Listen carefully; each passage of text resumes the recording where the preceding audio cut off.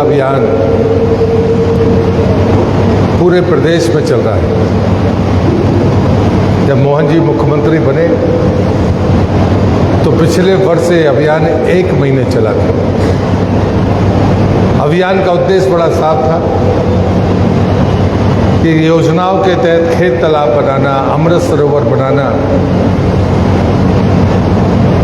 लेकिन उसके अलावा जो हमारी पुराने कुएं, बावड़ी या कोई स्टॉप डैम है जिसमें गेट गायब है, इनकी तैयारी करना वर्षा के पहले। अगर गंदे हैं तो उनको स्वच्छ करना, अगर उनमें गाज जम गई है तो उसको अलग करना, स्टॉप डैम के गेट अगर चोरी चले गए तो उसका इंतज़ाम करना। ये तैयारी का अभियान है। लेकिन मैं भी उसी समय नया नया मंत्री बना था, मैं राज्य में पहली बार मंत्री बना था, तो मैंने तय किया कि आखिर हम तालाब पर जाकर क्या करने वाले। मैं अपने जीवन के राजनीतिक जीवन में दशकों से ये स्वच्छता का और नदी संरक्षण का काम करता रहा, और अभियान का मतलब ये था कि हम क्या परिणामदायी काम कर सकते हैं। इसलिए मैंने फैसला किया कि अब मध्य प्रदेश, जिसे हम नदियों का मायका कहते हैं, क्या उन नदियों के उद्गम को देखा जा सकता है। ये विचार मेरे मन में आया और पिछले वर्ष 1 महीने के भीतर मैं इस प्रदेश की 32 नदियों के उद्गम पर गया।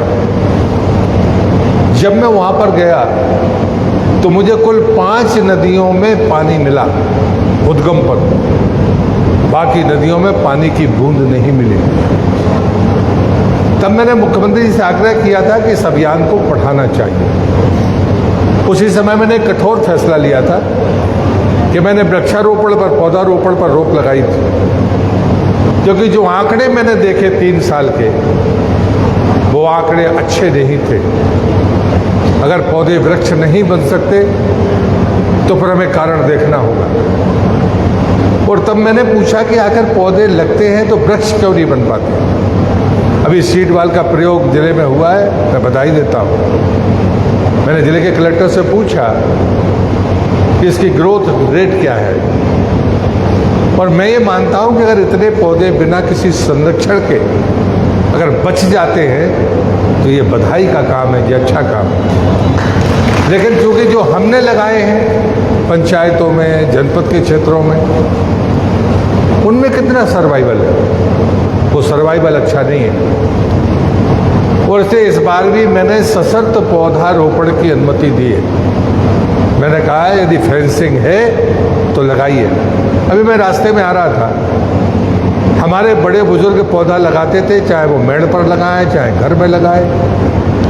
सबसे पहले उसको संरक्षित करते थे कि कोई उसको नष्ट ना कर दे, खा ना जाए। क्या हम ऐसा करते हैं? हम नहीं करते। गर्मी में बाकी समय तो पानी की ज़रूरत नहीं है, लेकिन गर्मी में 1 लोटा पानी उसको मिल जाए, 4 बूंदे उसको भी मिल जाए, वो करते थे, लेकिन हम नहीं करते। ये 2 ही कारण है जिसके कारण पौधा वृक्ष नहीं बन पाता। और इसलिए मैंने तय किया कि जो भी हमारा प्रयास होगा वो परिणामदायी प्रयास होना चाहिए। और इसलिए मुझे लगता है कि जब हम नदियों के उद्गम पर मैं जाता हूँ तो मैं नर्मदा का परिक्रमावासी हूँ, तो मेरे मन में ये भाव अचानक नहीं आया। आज जो नर्मदा जैसी नदी की हालत है, हम नर्मदा से लेना चाहते हैं, नर्मदा को वापस देना नहीं चाहते। और इसलिए जो छोटी नदियां हैं, आपकी आंखों के सामने नदी हो, नाले हो, जो 12मासी थे वो आपकी आंखों के सामने सूख रहे। आपके कुएं, आपके ट्यूबवेल का स्तर नीचे जा रहा है। ये मुझे बताने की ज़रूरत नहीं है, ये आप अच्छी तरह से जानते हैं। लेकिन आपने कभी ये सोचने की कोशिश नहीं की कि हम इसको फिर से स्तर को बराबर कैसे रख पाएंगे।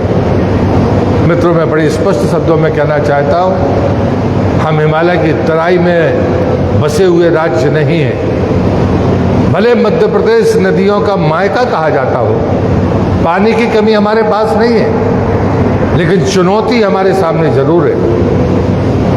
हमारे पास में इतना पानी है कि यदि आप विंध्याचल और सतपुड़ा पहाड़ियों को देख लें तो विंध्याचल का आधा पानी नर्मदा बेसिन में जाता है और आधा गंगा की बेसिन में जाता है। दूसरे तरफ सतपुड़ा का पहाड़ है जिसका आधा पानी नर्मदा में आता है और आधा गोदावरी बेसिन में जाता है और महाराष्ट्र होते हुए वो दक्षिण के राज्यों में चला जाता है। लेकिन आप सौभाग्यशाली हैं, आपके लगा हुआ जलाधार है, वहाँ माही नदी है। उस माही नदी का पानी सीधे अरब सागर में जाकर मिलता है। आज मैं 2 नदियों पर और होकर आया हूँ, एक अलीराजपुर में थी, एक झाबुआ में थी। वो दोनों नदी आपस में मिलकर माही में मिलती है और वो पानी भी वहीं पर जाता है। दूसरी है ताप्ती, बैतूल जिले में मुल्ताई में, वो भी सीधे जाकर समुद्र में मिलती है। तो स्वाभाविक है कि हमारी ताकत बड़ी है। ये माही नदी जिसके स्रोत पर मुझे एक बूंद पानी नहीं मिला, वो 1/3 गुजरात को पानी पिलाती है, खेतों को भी और लोगों को भी। वो कितने भाग्यशाली लोग होंगे जिनकी पंचायत में उद्गम है। मैंने उनसे कहा कि जिन पंचायतों में उद्गम होंगे या संगम होंगे उनको मैं विशेष दर्जा दूंगा। पीढ़ियों से जो स्रोत हम तमाम लोगों के खेतों की और हमारी प्यास बुझा रहा है वो मामूली नहीं है। लेकिन हमें ये तो देखना होगा कि ये पानी की बूंदें आएंगी कहाँ से। मैं उस स्रोत में मैंने पूछा कि इसके पहले क्या हालत थी, तो उन्होंने कहा इतना घना जंगल था कि यहाँ शेर आता था, लेकिन आज वहाँ एक पौधा भी नहीं है और उसी का परिणाम है कि वो स्रोत सूख गया। मित्रों, हमको जो पानी मिलता है वो बरसात के माध्यम से नीचे आए, वो पेड़ों की जड़ों में जो इकट्ठा होता है वही हमको वापस मिलता है। यह जो जमीन के भीतर हमारी संरचनाएं हैं जियोलॉजिकल, उनमें जो पानी भीतर जाता है रिचार्ज होकर वो हमको मिलता है, चाहे वो नदी के रूप में मिले, चाहे कुआं के रूप में मिले और चाहे वो ट्यूबवेल के रूप में मिले। आखिरकार वृक्ष ही एकमात्र माध्यम है जिसके आधार पर हम पानी को रोक सकते हैं। आज इतना तेज पानी गिरा, ये गिरेगा और उसके बाद में बह जाएगा। ये चलते हुए पानी को रोकना, उसको ज़मीन के भीतर फिर से डालना, अगर ये हम नहीं करेंगे तो आने वाली पीढ़ी के साथ हम न्याय नहीं करेंगे। ये बात हमें तय करना होगा। मैं जनजाति जिलों में बात कर रहा हूँ जिसका जंगल से और जल से जीवन संबंध है। मैंने पूछा अलीराजपुर में कि आप यहाँ पूजा करने आते हो, तो उन्होंने कहा कि हम अपने ग्राम देवता बाबा देव की पूजा के पहले यहाँ पर आते हैं। दीपावली के एक दिन पहले इस स्थान पर पूजा करते हैं, उसके बाद हम अपने ग्राम देवता की पूजा करते हैं। लेकिन उन्हें ये नहीं पता कि हम पहले यहाँ पूजा क्यों करते हैं। ये फर्क है। हमारे बुजुर्गों को इस बात का अंदाज़ा था, लेकिन हम पढ़े लिखे हो सकते हैं, लेकिन हमने उन परंपराओं की गंभीरता को समझा नहीं। ये बात मैं जिम्मेदारी के साथ कह सकता हूँ। मैं आज इन 2 नदियों के उद्गम पर जाने के बाद मैं 63 नदियों के उद्गम पर जा चुका हूँ पिछले साल से लेकर अब तक। इस बार मुझे गर्व है कि मैंने जिन नदियों पर मैं गया उनमें 4 को छोड़कर सब पर मुझे पानी मिला। ये मेरे लिए खुशी की बात है और इसलिए हम सबको निराश होने की ज़रूरत नहीं, हम सबको एक कदम आगे लगने की ज़रूरत है। हम देखते हैं पौधे लगते हैं, मर जाते हैं, तो बाद में मन में भाव आता है पौधे क्यों लगाना, लेकिन पौधे जिंदा रखने वाले लोग भी हैं, उनको देखिए तो आपका विश्वास बढ़ेगा। जलगंगा संवर्धन अभियान का मुख्य अगर कोई बिंदु है तो एक है कि बरसात के पानी को रोकना, और दूसरा है कि हमारी बूंद बूंद वहाँ पर मिलती रहे। तो बरसात के पानी को रोकने का काम अभी तो हो नहीं सकता। इसको हम दीपावली के समय तय करेंगे कि बोरी बंधानों का अभियान तेजी से चलाकर बहते पानी को रोके, ताकि कुछ दिन तक हमको पानी वहाँ रुका हुआ मिल सके। समय की ज़रूरत होती है। आज ज़रूरत है साफ सफाई की, पौधारोपण की तैयारी की। जब पानी गिर जाए जुलाई पहले और दूसरे सप्ताह में हम पौधे लगाएं, लेकिन कौन से पौधे लगाएं? पानी पीने वाले या पानी को इकट्ठा करने वाले? ये विवेक हमारे बुजुर्गों को था, लेकिन आज हमको नर्सरी वाला जो पौधा देता है हम उसको लगा देते हैं। मुझे लगता है ये चीज़ें हम सबको समझनी होगी। यदि हमने 3 साल पुराना पौधा लिया और 3 साल तक अगर उसको बचा दिया तो मैं दावे के साथ कह सकता हूँ 7वें साल में उसको किसी मनुष्य की मदद की ज़रूरत नहीं है। वो पीढ़ियों तक हमको छाएं भी देगा, लकड़ी भी देगा, ऑक्सीजन भी देगा और कुछ पानी की बूंदें भी देगा। यही हमारे आने वाली पीढ़ी के लिए ठीक बर्ताव होगा। और इसलिए आज मैं सभी सरपंच महानुभाव से कहता हूँ, जब मैं मंत्री बना था तो मैंने 3 दिन की कॉन्फ्रेंस बुलाई थी।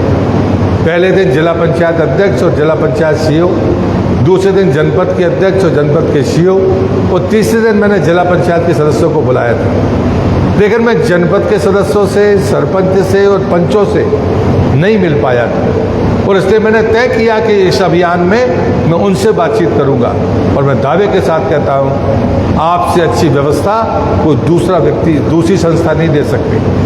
रिकॉर्ड आपके पास में है, जानकारियां आपके पास में है, करने का मन चाहिए। पैसे की कमी नहीं है दोस्तों, लेकिन पैसे का सदुपयोग कैसे होगा, उसके परिणाम कैसे मिलेंगे, ये फैसला आपको ही करना पड़ेगा।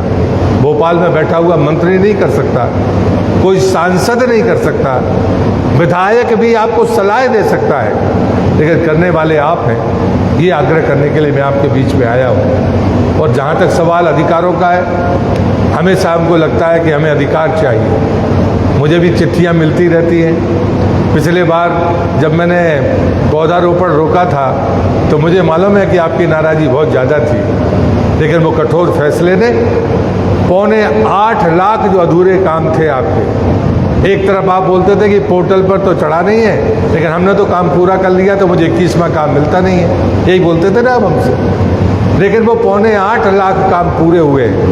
और अभी मैंने भारत सरकार के मंत्री जी, माननीय शिवराज जी और पूरे अधिकारियों के साथ जो बैठक की है, उसमें अभी रास्ता निकला है कि यदि भले पेमेंट ना हुआ हो मटेरियल के विलंब के कारण पोर्टल पर वो चढ़ता नहीं है और आपको नया काम मिलता नहीं है। इसलिए मार्च तक अभी मजदूरी का पेमेंट हो गया है, 10 दिन के भीतर आपका मटेरियल का पेमेंट होगा।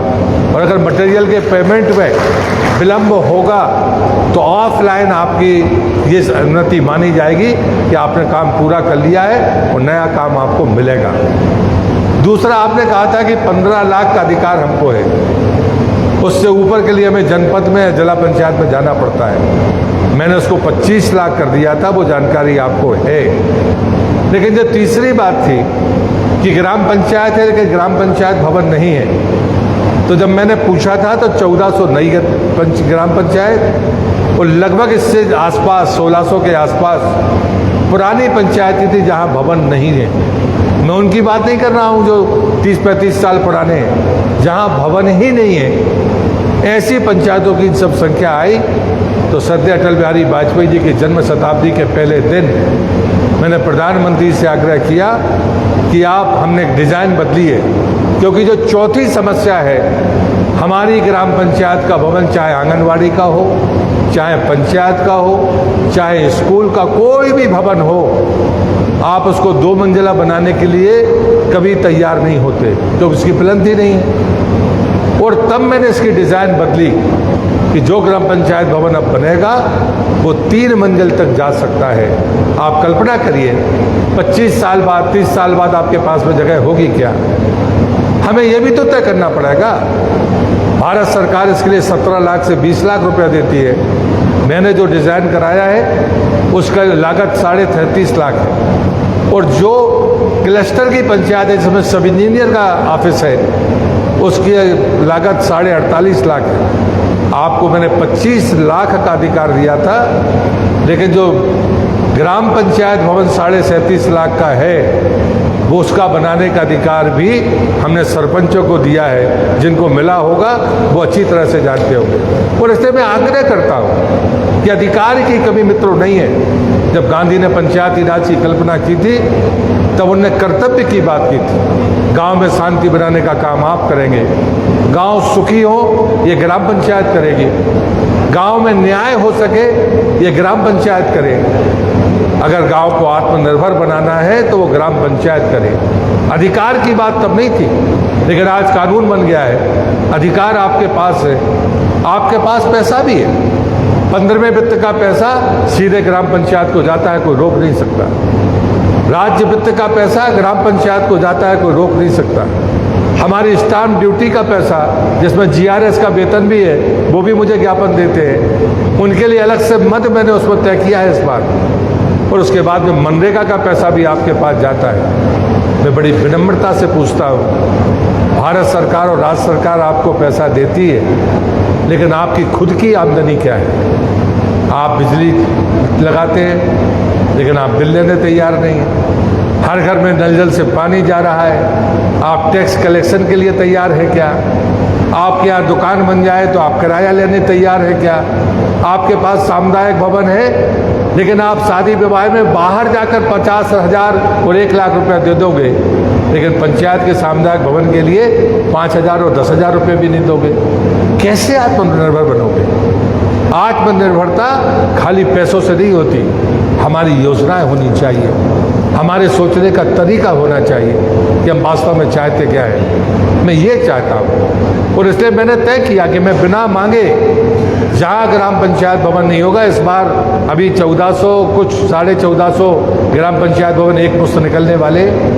उसके बाद अगले साल से 2026 से मैं 2000, 1500 से 2000 वो ग्राम पंचायत भवन जो 30-35 साल पुराने हो गए हैं, उन सबको बिना मांगे देना शुरू करूंगा। डिसमेंटल की कमेटी डिस्ट्रिक्ट लेवल पर बन गई है कि वो जो ग्राम पंचायत भवन तोड़ा जा सकता है, उसकी रिपोर्ट आते ही उसको सीधा पैसा दे दिया जाएगा। बिना भवन के कोई ग्राम पंचायत चल सकती है क्या?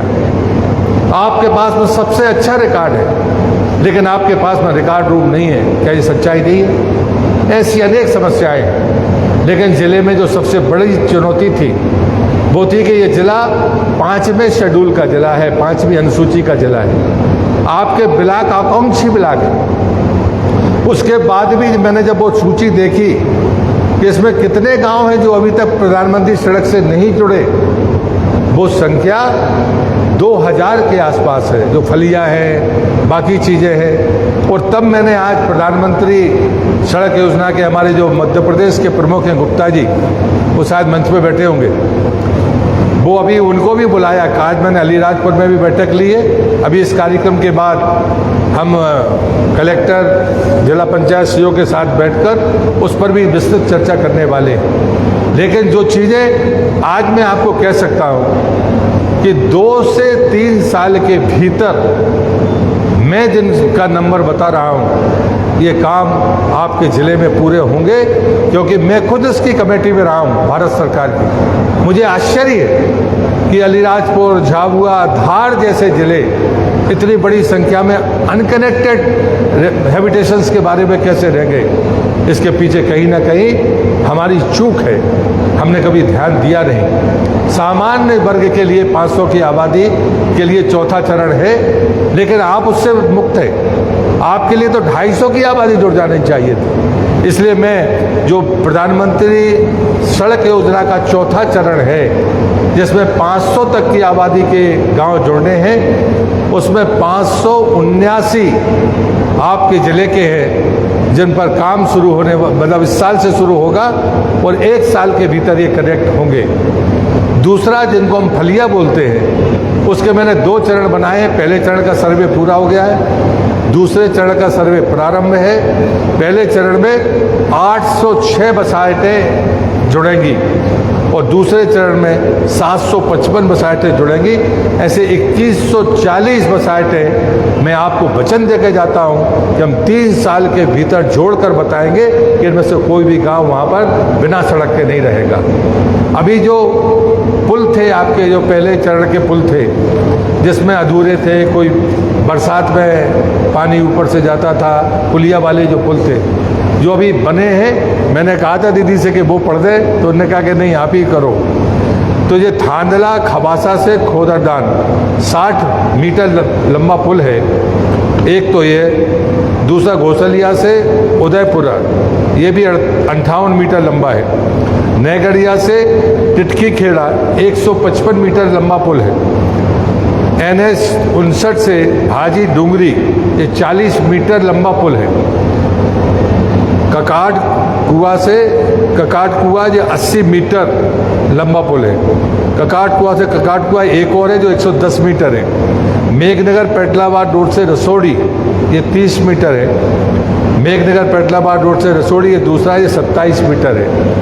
पहले 15 दिन अगर सड़क रुकती थी तो भी उसको 12मासी मानते थे, लेकिन भारत सरकार ने धीरे धीरे फिर 72 घंटे तय किया, अब 48 घंटे, बाद में 24 घंटे। अगर साल में 6 बार कोई पुलिया के ऊपर से पानी गुजरता है तो अभी हम उसको 12मासी नहीं मानेंगे, उसकी जगह पर उससे ऊंचा पुल बनाएंगे।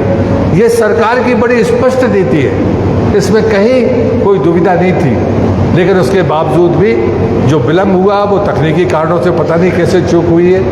मैं आज आपको आश्वस्त करता हूँ कि अलीराजपुर, झाबुआ और धार जो 5वीं अनुसूची के ज़िले हैं, इनमें 250 का आबादी का भी कोई गांव होगा तो वो 100% प्रधानमंत्री सड़क से जुड़ेगा। ये आपके लिए एक ऐसी खबर है कि इसके लिए कभी किसी को आवेदन मत देना। हाँ, आप ये पूछ सकते हो कि हमारा नंबर कब आएगा, और वो सूची मैं दीदी को दे दूंगा। आपके पास तारीख से सूची होगी, और जिला पंचायत के जो CO है उनको हमने इस बार मॉनिटरिंग में शामिल किया है, क्योंकि ये ग्रामीण विकास मंत्रालय का है। तो मैंने आज अभी इस कार्यक्रम के बाद हम वहाँ पर बैठने वाले हैं ताकि इसका नियमित मॉनिटरिंग होती रहे। सड़क है, बिजली है, पानी है, मकान है, दुकान है, समूह है, ये सब हो जाएंगे। लेकिन अगर पानी नहीं होगा तो हमारे बच्चों का भविष्य क्या होगा, ये सबसे अहम बात है। और मित्रों, कई बार सोचते रहिए, हम दिन रात व्यापारी की तरह सोचेंगे तो ये अच्छा नहीं होगा। और इसलिए मेरे जैसे लोग, क्योंकि मैं बार बार कहता हूँ कि मैं नर्मदा का परिक्रमावासी हूँ, जब मैं परिक्रमा में था अपने गुरुदेव की सेवा में, तब भी मैं 4 लोकसभा के चुनाव लड़ चुका था। उसके बाद मैं परिक्रमा में गया था पहली बार। जब मैं एक संगम से निकला तो जब भी कोई नदी का संगम नर्मदा से होता था तो वो कहते थे कि 1 किलोमीटर ऊपर चलो और 1 किलोमीटर वापस आना, और उसके बाद पार करना ऊपर से। एक जगह पानी नहीं था नदी में, तो मैं सीधे जाने लगा, तो उन्हें आवाज़ दी खबरदार, इशारा किया, फिर 1 किलोमीटर गए, फिर 1 किलोमीटर वापस आए। रात को मैंने सेवा करते करते उनसे पूछा कि उस नदी में तो पानी था नहीं, तो हम इतना 2 किलोमीटर क्यों गए? 1 किलोमीटर गए, 1 किलोमीटर वापस आए, सामने तो 50 मीटर था, निकल जाते। उनने मुझसे कहा था, वही मैं आपसे कह रहा हूँ, संगम नदी का हो, संगम पहाड़ों का हो, संगम वृक्षों का हो, या संगम मनुष्य का हो, वहाँ जीवन की संभावना रहती है। इसे रोंदने की गलती नहीं करना चाहिए। और दूसरी बात उन्होंने मुझसे कही थी, जहाँ भी उद्गम होगा वहाँ पर ऊर्जा होगी। आप कल्पना करिए, जिन नदियों के उद्गम से मैं आया हूँ, जहाँ एक बूंद पानी नहीं है, लेकिन वो गुजरात को माही 1/3 गुजरात को पानी पिलाती है। आपके पास वो चीज़ है जो 1/3 गुजरात को पानी देती है, लेकिन हमने उसकी कीमत नहीं की। हमें पता ही नहीं था कि हमारे पास क्या है। हमारे पास इतनी बेशकीमती चीज़ें हैं। मैं जानता हूँ कि जनजातीय जितनी भी जातियाँ हैं वो जंगल और जल को सबसे बड़ी ताकत मानती है, लेकिन हमारे बुजुर्ग उसके सम्मान करते थे। लेकिन शायद हम पढ़ लिखने के बाद उतने चौकस नहीं हैं। आज मैं आपसे प्रार्थना करने आया हूँ, हम जगें। ऐसा नहीं है कि पानी मध्य प्रदेश के पास नहीं है, पानी तो हमारे पास बहुत है। हम न जाने कितने प्रांतों को पानी देते हैं।